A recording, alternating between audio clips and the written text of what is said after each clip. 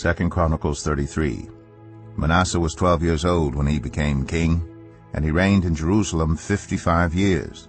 He did evil in the eyes of the Lord, following the detestable practices of the nations the Lord had driven out before the Israelites. He rebuilt the high places his father Hezekiah had demolished.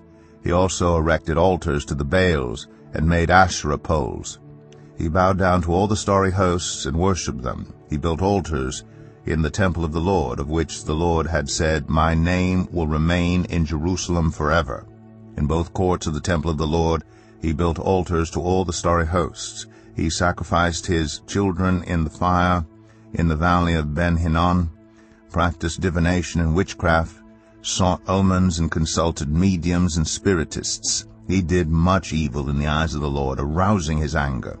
He took the image he had made and put it in God's temple, of which God had said to David and to his son Solomon, "In this temple and in Jerusalem, which I have chosen out of all the tribes of Israel, I will put my name forever. I will not again make the feet of the Israelites leave the land I assigned to your ancestors, if only they will be careful to do everything I commanded them concerning all the laws, decrees, and regulations given through Moses." But Manasseh led Judah and the people of Jerusalem astray, so that they did more evil than the nations the Lord had destroyed before the Israelites. The Lord spoke to Manasseh and his people, but they paid no attention.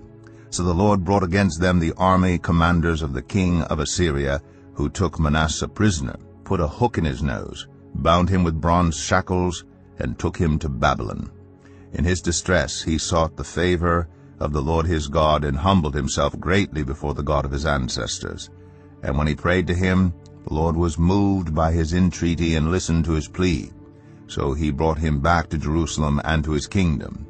Then Manasseh knew that the Lord is God. Afterward he rebuilt the outer wall of the city of David, west of the Gihon spring in the valley, as far as the entrance of the fish gate, and encircling the hill of Ophel. He also made it much higher. He stationed military commanders in all the fortified cities in Judah. He got rid of the foreign gods and removed the image from the temple of the Lord, as well as all the altars he had built on the temple hill and in Jerusalem, and he threw them out of the city. Then he restored the altar of the Lord and sacrificed fellowship offerings and thank offerings on it, and told Judah to serve the Lord, the God of Israel. The people, however, continued to sacrifice at the high places, but only to the Lord their God. The other events of Manasseh's reign, including his prayer to his God and the words the seers spoke to him in the name of the Lord, the God of Israel, are written in the annals of the kings of Israel. His prayer, and how God was moved by his entreaty, as well as all his sins and unfaithfulness, and the sites where he built high places and set up Asherah poles and idols before he humbled himself, all these are written in the records of the seers. Manasseh rested with his ancestors and was buried in his palace, and Amon his son succeeded him as king.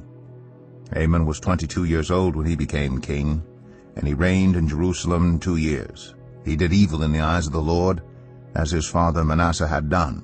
Amon worshipped and offered sacrifices to all the idols Manasseh had made. But unlike his father Manasseh, he did not humble himself before the Lord. Amon increased his guilt.